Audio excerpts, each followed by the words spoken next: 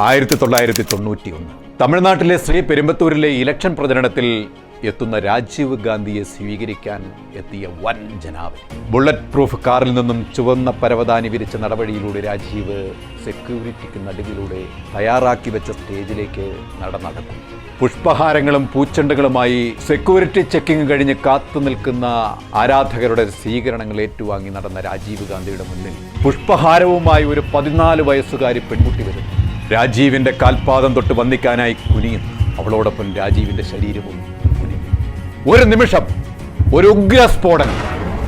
എന്താണ് സംഭവിക്കുന്നതെന്നറിയാതെ ജനം സ്തബ്ധരായി. രാത്രി 10:12. കണ്ണഞ്ചപ്പിക്കുന്ന പ്രകാശഗോളം, കാതടുപ്പിക്കുന്ന ഉഗ്രശബ്ദം, 3 മീറ്ററോളം പൊന്തിയ അഗ്നിനാമ്പുകൾ, കലുഷിതമായ അന്തരീക്ഷം, നിലവിളികളും അലറിക്കരച്ചിലും അന്തരീക്ഷത്തിൽ അലയടിച്ചുയരുന്നു. സ്റ്റേജിനടുത്തായിരുന്ന വാഴ്പ്പാടി രാമമൂർത്തിയും GK മൂപ്പനാരും അങ്ങോട്ടേക്ക് ഓടിയടുത്തു.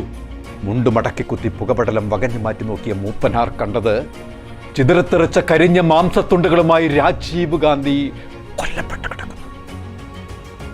അന്ന് മക്കളായ രാഹുൽ ഗാന്ധിക്ക് 20, പ്രിയങ്ക ഗാന്ധിക്ക് 19 വയസ്സായിരുന്നു പ്രായം.